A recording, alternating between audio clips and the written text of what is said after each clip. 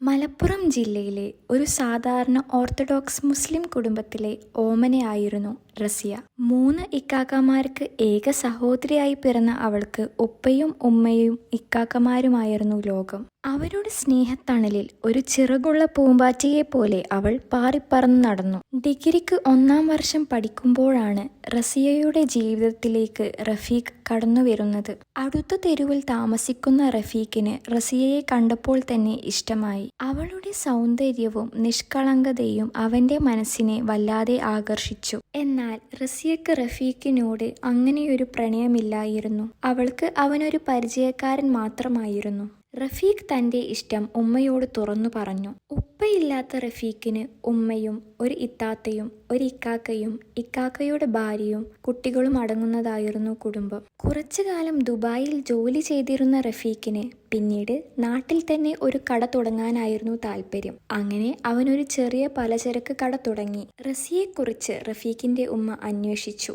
അവളെ ഇവിടെ വെച്ച് കണ്ടത് അപ്പുറത്തെ തെരുവിലാണ് ഉമ്മ എന്ന് റഫീഖ് പറഞ്ഞു. റഫീഖിന്റെ ഉമ്മാക്ക് റസിയയുടെ വീട് എവിടെയാണെന്ന് വ്യക്തമല്ലാത്തതുകൊണ്ട് അവർക്ക് ആശങ്കയുണ്ടായി. ശരി, എന്റെ കൂട്ടുകാരി റുഖിയയുടെ വീട് അവിടെയാണ്, ഞാൻ അവളോടൊന്ന് ചോദിച്ചു നോക്കട്ടെ, ഉമ്മ പറഞ്ഞു. റുഖിയ വഴി റസിയയുടെ കുടുംബത്തെക്കുറിച്ച് കൂടുതൽ വിവരങ്ങൾ അറിയാമെന്ന പ്രതീക്ഷയിലായിരുന്നു ആ ഉമ്മ. റഫീഖിന്റെ പ്രണയത്തിന് ആ ഉമ്മയുടെ വാക്കിന്മേലായിരുന്നു ആദ്യ കച്ചിത്തുരുമ്പ്. റഫീഖിന്റെ ഉമ്മ ഖദീജ റസിയയെക്കുറിച്ച് തന്റെ കൂട്ടുകാരി റുഖിയയെ വിളിച്ച് അന്വേഷിച്ചു. റുഖിയക്ക് റസിയയെ അറിയാമായിരുന്നു. നീ പറഞ്ഞത് വെച്ച് നോക്കുമ്പോൾ നമ്മുടെ ഉസ്മാന്റെ മകളാണെന്ന് തോന്നുന്നു. നല്ല കുട്ടിയാണ്, എല്ലാത്തിലും മിടുക്കിയാണ്, റുഖിയ പറഞ്ഞു. റസിയെക്കുറിച്ച് നല്ല അഭിപ്രായം കേട്ടപ്പോൾ ഖദീജക്ക് സന്തോഷമായി. എന്നാ നീ അവരോട് റഫീഖിന്റെ കാര്യം ഒന്ന് പറയാമോ?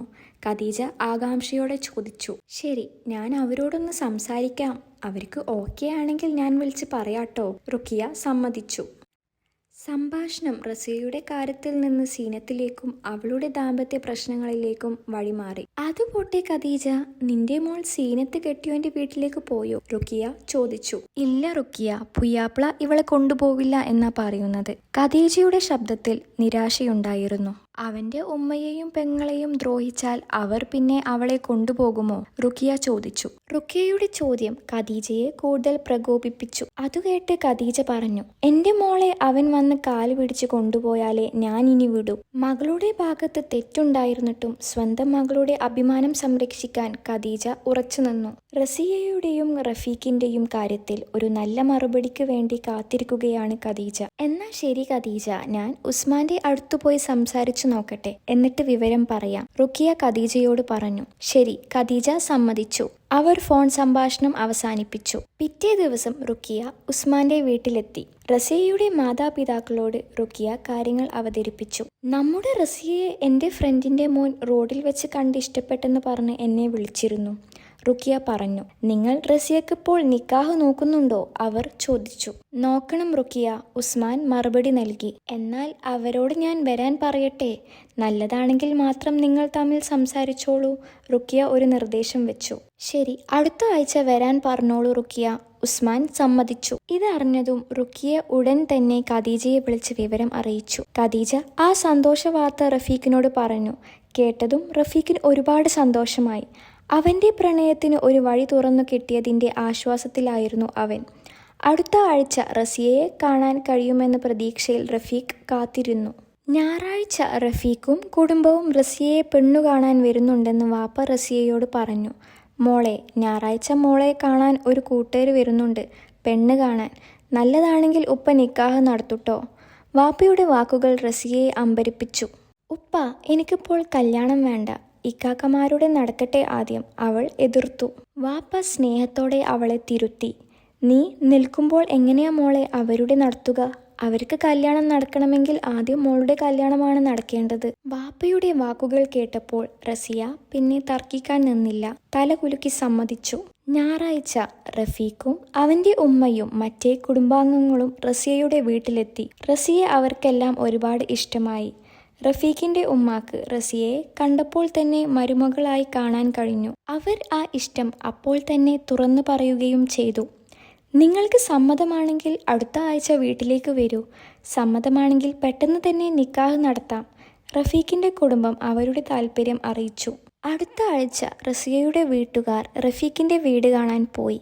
വീടും പരിസരവും കണ്ടപ്പോൾ റസിയയുടെ കുടുംബത്തിന് സന്തോഷമായി. അന്ന് വൈകുന്നേരം റസിയയുടെയും റഫീഖിൻ്റെയും നിക്കാഹ് ഡേറ്റ് ഉറപ്പിച്ചു.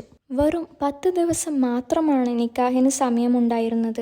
നിക്കാഹ് ഇത്ര പെട്ടെന്ന് വേണോ ഉപ്പ? ഇക്കാക്കമാർക്ക് ദുബായിൽ നിന്ന് പെട്ടെന്ന് വരാൻ പറ്റുമോ? റസിയ ചെറിയൊരു ആശങ്കയോടെ ചോദിച്ചു. അവർ 2 ദിവസത്തിനുള്ളിൽ എത്തും മോളെ, ഉപ്പ അവളെ സമാധാനിപ്പിച്ചു. ശരി ഉപ്പ. റസിയ പിന്നെ ഒന്നും പറഞ്ഞില്ല. 2 ദിവസത്തിനുള്ളിൽ റസിയയുടെ ഇക്കാക്കമാർ ദുബായിൽ നിന്നെത്തി. റസിയയെ കണ്ടതും അവർ സ്നേഹത്തോടെ ചോദിച്ചു, നിനക്ക് ചെക്കനെ ഇഷ്ടമായോ? റസിയ അതിനൊരു മറുപടി പറയാതെ പുഞ്ചിരിക്കുക മാത്രം ചെയ്തു. അവളുടെ മനസ്സിൽ എന്താണെന്ന് ആർക്കും മനസ്സിലായില്ല. ശരി, ഇക്കാക്കമാരുടെ വിശേഷം പറ. അവൾ വിഷയം മാറ്റി. ഞങ്ങൾക്കെന്ത് വിശേഷം? അവർ ചിരിച്ചുകൊണ്ട് പറഞ്ഞു. റസിയക്ക് റഫീഖിനോട് ഇഷ്ടമില്ലാതിരുന്നിട്ടും വീട്ടുകാരുടെ ഇഷ്ടവും അവരുടെ നിർബന്ധവും കാരണം അവൾ വിവാഹത്തിന് സമ്മതിച്ചതായി തോന്നി. പെട്ടെന്ന് തന്നെ റസിയയുടെ നിക്കാഹ് ദിവസം വന്നെത്തി. ആ ദിവസത്തിനായി റഫീഖ് ആകാംക്ഷയോടെ കാത്തിരുന്നു. നിക്കാഹ് കഴിഞ്ഞു. അവൾ റഫീഖിൻ്റെ വീട്ടിലേക്ക് ഇറങ്ങാൻ നേരം ഉപ്പയെയും ഉമ്മയെയും ഇക്കാക്കമാരെയും കെട്ടിപ്പിടിച്ച് കരയാൻ തുടങ്ങി. സ്വന്തം വീടും പ്രിയപ്പെട്ടവരെയും വിട്ടുപിരിയുന്നതിൻ്റെ ദുഃഖം അവളെ വല്ലാതെ അലട്ടി. അവർ അവളെ സമാധാനിപ്പിച്ച് യാത്രയാക്കി. മാസങ്ങൾ കടന്നുപോയി. റസിയ റഫീഖിൻ്റെ വീട്ടിൽ പൊരുത്തപ്പെട്ട് വരുന്നതേ ഉണ്ടായിരുന്നുള്ളൂ. ഒരു ദിവസം റഫീഖിൻ്റെ ഇക്കാക്കാൻ്റെ ഭാര്യ റസിയയോട് ചില കാര്യങ്ങൾ പറഞ്ഞു. റസിയ, ഇവിടെ സൂക്ഷിച്ചു നിന്നോ. പണിയെടുത്ത് കാണിച്ചു കൊടുക്കണ്ട, അതു പിന്നെ നിനക്കൊരു തലവേദനയാവും. അവർ റസിയക്ക് മുന്നറിയിപ്പ് നൽകി. അതെന്താ താത്ത, നമ്മുടെ നാത്തൂൻ ഒരു പണിയും ചെയ്യൂലേ? റസിയക്ക് സംശയമായി. അവൾ ഒരു പണിയും ചെയ്യില്ല.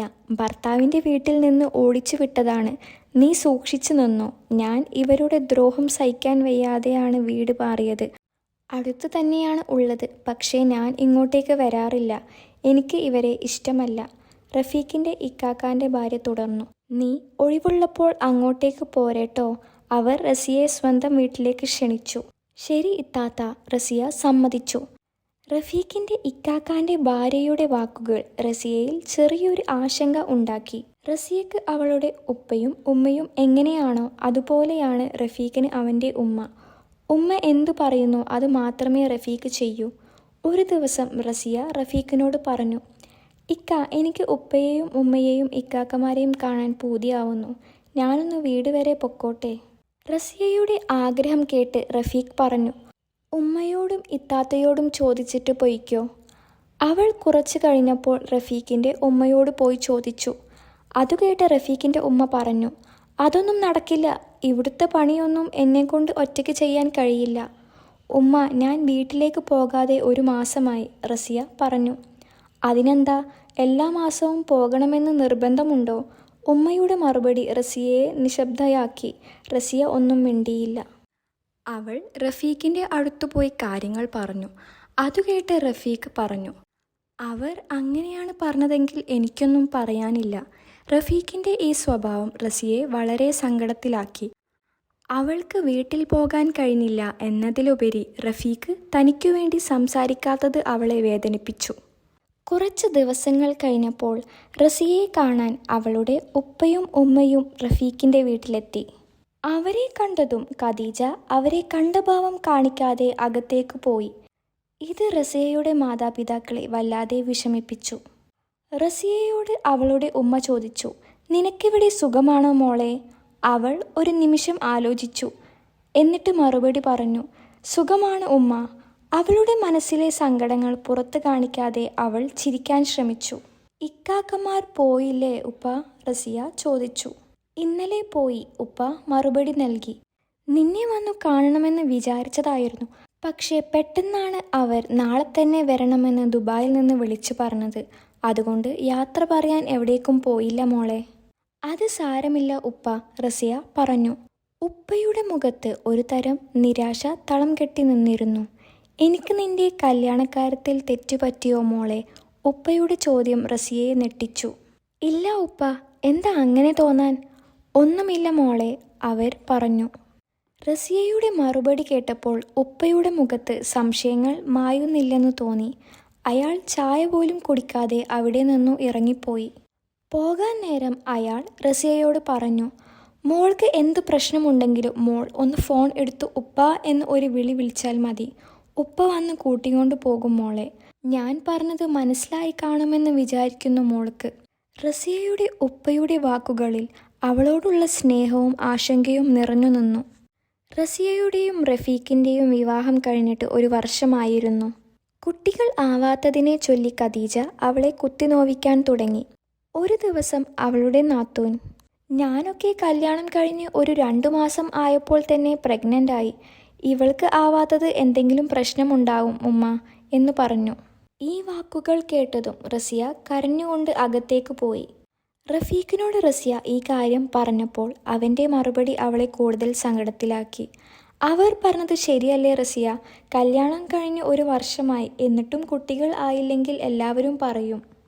ഇത് കേട്ട് റഫീഖിൻ്റെ കാക്ക ഇടപെട്ടു. അതിന് അവളെ മാത്രം കുറ്റം പറയണ്ട. 1 വർഷമല്ലേ ആയിട്ടുള്ളൂ. നിങ്ങൾ ഹോസ്പിറ്റലിൽ പോയി നോക്കിയിട്ടൊന്നുമില്ലല്ലോ. ഒന്ന് പോയി കാണിക്ക്. ഡോക്ടർ പറയുന്ന ടെസ്റ്റുകളൊക്കെ എടുക്കൂ. അപ്പോൾ അറിയാം എന്താ പ്രശ്നമെന്ന്. അല്ലാതെ അവളെ ഇങ്ങനെ കുറ്റപ്പെടുത്തുകയല്ല വേണ്ടത്. കാക്കയുടെ വാക്കുകൾ കേട്ട് റഫീഖ് തല താഴ്ത്തി. പിറ്റേ ദിവസം തന്നെ റഫീഖ് റസിയയും കൂട്ടി ആശുപത്രിയിൽ പോയി. ഡോക്ടർ പറഞ്ഞ ടെസ്റ്റുകളൊക്കെ ചെയ്തു. 1 ആഴ്ച കഴിഞ്ഞ് ഡോക്ടർ അവളെ വീണ്ടും വരാൻ പറഞ്ഞു. അവർ 1 ആഴ്ച കഴിഞ്ഞ് വീണ്ടും പോയി. ഡോക്ടർ പരിശോധന ഫലങ്ങൾ നോക്കിയിട്ട് പറഞ്ഞു, റസിയക്ക് കുഴപ്പമൊന്നുമില്ല. ഇനി റഫീഖ്, ഞാൻ പറഞ്ഞ ടെസ്റ്റുകൾ ഒന്നും ചെയ്തിട്ടില്ലല്ലോ. എനിക്കതിൻ്റെ ആവശ്യമില്ല ഡോക്ടർ. റഫീഖ് തട്ടിക്കയറി. അതെങ്ങനെ ശരിയാകും? കുട്ടികൾ വേണ്ടത് 2 പേർക്കും അല്ലേ? 2 പേരുടെയും ടെസ്റ്റ് ചെയ്താൽ അല്ലേ ആർക്കാണ് പ്രശ്നമുള്ളതെന്ന് അറിയാൻ പറ്റൂ. ഇപ്പോൾ റസിയക്ക് ഒരു പ്രശ്നവുമില്ലെന്ന് മനസ്സിലായില്ലേ? ഡോക്ടർ ചോദിച്ചു. അപ്പോൾ എനിക്കും ഒരു പ്രശ്നമില്ല, റഫീഖ് വീണ്ടും പറഞ്ഞു. അത് നിങ്ങളല്ല മിസ്റ്റർ തീരുമാനിക്കേണ്ടത്. കുട്ടികൾ ആവാത്തതിന് കാരണം പെണ്ണുങ്ങളുടെ മാത്രം കുറവാണെന്നാണോ താങ്കൾ വിചാരിച്ചു വെച്ചിട്ടുള്ളത്? ഡോക്ടർ രൂക്ഷമായി ചോദിച്ചു. റഫീഖ് ഡോക്ടറുടെ ചോദ്യത്തിന് ഒരു മറുപടിയും കൊടുക്കാതെ അവിടെ നിന്ന് ഇറങ്ങിപ്പോയി. റസിയ വിഷമത്തോടെ അവനെ പിന്തുടർന്നു. റഫീഖിൻ്റെ ഈ സമീപനം റസിയയെ വല്ലാതെ തളർത്തി. സ്വന്തം ഭർത്താവ് പോലും തന്നെ മനസ്സിലാക്കാതെയും പിന്തുണക്കാതെയും പെരുമാറുന്നത് അവളെ ഒറ്റപ്പെടുത്തി. ഖദീജ റഫീഖിനെയും റസിയയെയും കാത്തിരിക്കുകയായിരുന്നു. അപ്പോഴാണ് അടുത്ത വീട്ടിലെ സൈനബ അങ്ങോട്ടേക്ക് വന്നത്. ഇന്ന് റസിയ മോളെ കണ്ടില്ലല്ലോ പുറത്തേക്ക്. ഓളി ഇവിടെ ഇല്ലേ? സൈനബ ചോദിച്ചു. ഇല്ല സൈനബ, അവളും റഫീഖും ഹോസ്പിറ്റലിലേക്ക് പോയിരിക്കുകയാണ്, ഖദീജ പറഞ്ഞു. അതെന്തേ, ഓൾക്ക് വിശേഷമുണ്ടോ? സൈനബ ആകാംക്ഷയോടെ ചോദിച്ചു. ഏയ്, അതില്ലാത്തതുകൊണ്ട് ഡോക്ടറെ കാണിക്കാൻ പോയതാണ്, ഖദീജ പറഞ്ഞു. അതൊക്കെ സമയമാകുമ്പോൾ ഉണ്ടാകും ഖദീജ. നിങ്ങളിപ്പോൾ എങ്ങോട്ട് പോകാൻ ഇറങ്ങിയതാ? സൈനബ ചോദിച്ചു. എങ്ങോട്ടുമില്ല, ഇങ്ങോട്ട് തന്നെ വന്നതാണ്. നാളെ റസാക്ക് വരുന്നുണ്ട്, ഖദീജ പറഞ്ഞു. ആണോ? റസാക്ക് പോയിട്ട് 3 വർഷമായില്ലേ സൈനബ? അവനിക്ക് ഈ വരവിൽ തന്നെ നല്ല പെണ്ണിനെ നോക്കി കെട്ടിക്കണം ഖദീജ. നമ്മുടെ റസിയെ പോലെ അടക്കവും ഒതുക്കമുള്ള കുട്ടിയെ വേണം അവന് നോക്കാൻ, സൈനബ പറഞ്ഞു. അത് കേട്ടുകൊണ്ട് വന്ന് സീനത്ത് പറഞ്ഞു. ഓഹോ, കുട്ടികളാവാത്ത പെണ്ണിനെ തന്നെ വേണോ റസാക്കിന്? സൈനബയുടെ സംഭാഷണം കേട്ടാണ് റസിയ അങ്ങോട്ട് വന്നത്. സൈനബ സീനത്തിനോട് പറഞ്ഞു. മോളെ, നീ എന്തു വർത്തമാനമാണ് പറയുന്നത്? അത് അവൾക്ക് വിഷമമായി കാണില്ലേ? സൈനബ റസിയയെ നോക്കി. റസിയയുടെ കണ്ണുകൾ നിറഞ്ഞിരുന്നു. റഫീഖ് അവിടെ ഉണ്ടായിരുന്നിട്ടും തനിക്ക് കുഴപ്പമൊന്നുമില്ലെന്ന് അവൻ ആരോടും പറഞ്ഞില്ല. ഖദീജയുടെയും സീനത്തിൻ്റെയും കുത്തുവർത്തമാനങ്ങൾ കേട്ട് സഹികെട്ടൊരു ദിവസം റസിയ പറഞ്ഞു. എനിക്കൊരു പ്രശ്നവുമില്ല. നിങ്ങളുടെ മോൻ്റെ ടെസ്റ്റ് ചെയ്യിക്കൂ, എന്നിട്ട് പറ ഇതുപോലുള്ള വർത്തമാനം. ഇത് കേട്ടുകൊണ്ടാണ് റഫീഖ് വന്നത്. എൻ്റെ ഉമ്മയെയും ഇത്താത്തയും എതിർത്ത് നീ സംസാരിക്കാനായില്ലേ എന്ന് ചോദിച്ച് അവൻ റസിയയുടെ മുഖത്തടിച്ചു. അവൾ കരഞ്ഞുകൊണ്ട് റൂമിലേക്ക് പോയി. ഖദീജയും സീനത്തും കൂടി റഫീഖിനോട് പറഞ്ഞു, ഈ മച്ചിയെ മോൻ ഒഴിവാക്കൂ. എന്നിട്ട് നല്ല സ്ത്രീധനം കിട്ടുന്നിടത്ത് നിന്ന് നമുക്ക് വേറെ പെണ്ണിനെ നോക്കാം. ഇപ്പോൾ ഒഴിവാക്കിയാൽ നമ്മളെ ആരും കുറ്റം പറയില്ല. മച്ചി ആയതുകൊണ്ട് അവൻ ഉപേക്ഷിച്ചു എന്നേ ആളുകൾ പറയൂ. അതിനുള്ളത് എന്താണെന്ന് വെച്ചാൽ നീ ചെയ്യൂ. റഫീഖ് ഒന്ന് ആലോചിച്ചു. എനിക്കും ആഗ്രഹമുണ്ട് ഒരു കുട്ടി വേണമെന്ന്. ഇവൾക്കാണെങ്കിൽ അതുണ്ടാവുന്നതുമില്ല. അവളെ ഒഴിവാക്കുന്നതാണ് നല്ലതെന്ന് അവന് തോന്നി. റസിയയുടെ ജീവിതം ഇപ്പോൾ ഒരു നിർണായക ഘട്ടത്തിലാണ്. റഫീഖ് റസിയയോട് പറഞ്ഞു, നിന്റെ സാധനങ്ങൾ എന്താണെന്ന് വെച്ചാൽ എല്ലാം പാക്ക് ആക്കിക്കോ. എന്നിട്ട് നീ നിന്റെ വീട്ടിലേക്ക് പോയിക്കോ. റസിയ നെട്ടലോടെ ചോദിച്ചു. അതെന്താ ഇക്ക? കുഞ്ഞുങ്ങളെ തരാൻ പറ്റാത്ത നിന്നെ എനിക്ക് ഇനി വേണ്ട, അവൻ മുഖത്തു നോക്കി പറഞ്ഞു. റസിയ ഒന്നും മിണ്ടാതെ അവളുടെ ഡ്രസ്സുകളെല്ലാം എടുത്തു പുറത്തേക്ക് ഇറങ്ങി. റഫീഖിന്റെ ഇക്കാക്ക ബഷീർ അവളെ കണ്ടു. റസിയ, നീ ഇത് എങ്ങോട്ടാ? അവൻ ചോദിച്ചു. എന്നെ മൊഴി ചൊല്ലാൻ പോവാണ് എന്നാ പറയുന്നത്. അവർക്ക് കുഞ്ഞിനെ കൊടുക്കാൻ പറ്റാത്തതുകൊണ്ട് റസിയയുടെ വാക്കുകൾ ഇടറി. ഡാ റഫീഖ്, എന്താടാ ഇതൊക്കെ? ബഷീർ ദേഷ്യത്തോടെ ചോദിച്ചു. ഇക്ക, ഈ കാര്യത്തിൽ ഇടപെടേണ്ട, റഫീഖ് കലിതുള്ളി. അവരുടെ ഉച്ചത്തിലുള്ള ശബ്ദം കേട്ട് നാട്ടുകാരും ഓടിക്കൂടി. സൈനബ അങ്ങോട്ടേക്ക് ഓടി വന്നു. എന്താ മോനെ, 1 വർഷമല്ലേ കല്യാണം കഴിഞ്ഞിട്ടുള്ളൂ? കുഞ്ഞുങ്ങളൊക്കെ പടച്ചോൻ തരുന്നതല്ലടാ, അവളെ അകത്തേക്ക് കയറ്റടാ, സൈനബ റഫീഖിനോട് പറഞ്ഞു. പറ്റില്ല സൈനുമ്മ, റഫീഖ് മുഖം കറുപ്പിച്ചു. സൈനബ ഖദീജയോട് പറഞ്ഞു. ഖദീജ, ഇവനെ നീ കാര്യം പറഞ്ഞു മനസ്സിലാക്കൂ. ഇതു കേട്ട് ഖദീജ പറഞ്ഞു. റഫീഖ് പറഞ്ഞതാ ശരി. ഖദീജ, ഇതൊന്നും പടച്ചോൻ പൊറുക്കില്ലട്ടോ, സൈനബ മുന്നറിയിപ്പ് നൽകി. ആ, പൊറുക്കേണ്ട, ഖദീജ പുച്ഛത്തോടെ പറഞ്ഞു. സാരമില്ല സൈനുമ്മ, ഞാൻ പോവാണ് എൻ്റെ വീട്ടിലേക്ക്, എല്ലാം വരുന്നതുപോലെ വരട്ടെ. റസിയയുടെ ശബ്ദം ഇടറിയിരുന്നെങ്കിലും അവളുടെ വാക്കുകളിൽ ഒരുതരം ദൃഢതയുണ്ടായിരുന്നു. അവൾ നടന്നകന്നു. റഫീഖിന്റെ ക്രൂരമായ തീരുമാനവും കുടുംബത്തിന്റെ പിന്തുണയും റസിയയെ തളർത്തിയെങ്കിലും അവൾക്ക് എങ്ങോട്ട് പോകണമെന്ന കാര്യത്തിൽ സംശയമുണ്ടായിരുന്നില്ല. ഉസ്മാൻ തന്റെ ഹോട്ടലിലേക്ക് ഇറങ്ങാൻ നിൽക്കുമ്പോഴാണ് റസിയ ബാഗുമായി വരുന്നത് കണ്ടത്. മോളെ റസിയ, എന്തുപറ്റി? ഉസ്മാൻ ആശങ്കയോടെ ചോദിച്ചു. റസിയ കരഞ്ഞുകൊണ്ട് എല്ലാ കാര്യങ്ങളും ഉപ്പയോടും ഉമ്മയോടും പറഞ്ഞു. മോളെ, അങ്ങോട്ടേക്ക് തിരിച്ചു പോകാൻ മോളോട് ഞങ്ങൾ ആരും പറയില്ല, ഉസ്മാൻ അവളെ ആശ്വസിപ്പിച്ചു. ഉസ്മാൻ തൻ്റെ മക്കളോട് റസിയ വന്ന കാര്യം എല്ലാം വിളിച്ചു പറഞ്ഞു.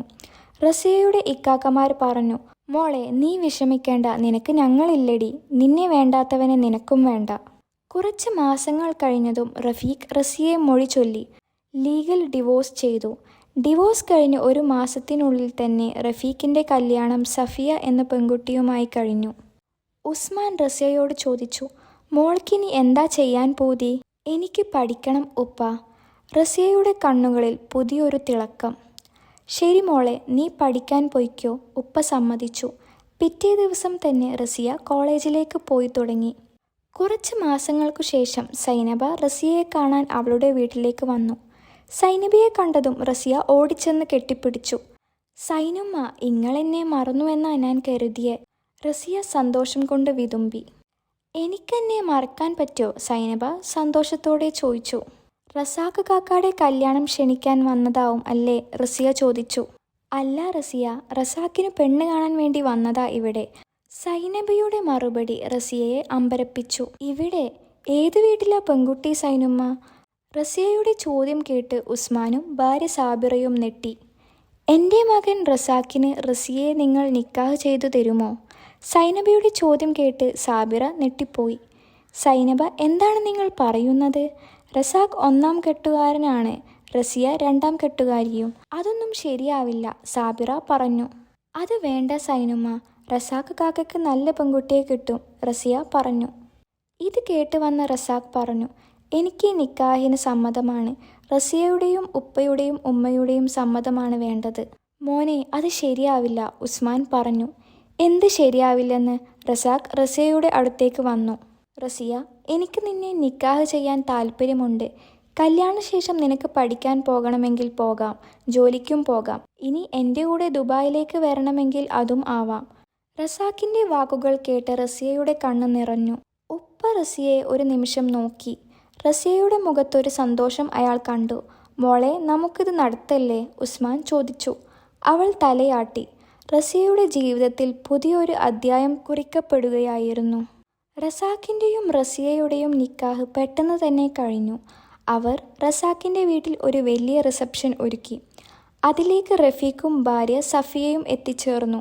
സഫിയക്ക് റസിയയെക്കുറിച്ചെല്ലാം അറിയാമായിരുന്നതുകൊണ്ട് അവൾ റസിയയോട് വളരെ നല്ല രീതിയിൽ പെരുമാറി. അതിനിടെ ഖദീജ സൈനബയോട് പറഞ്ഞു.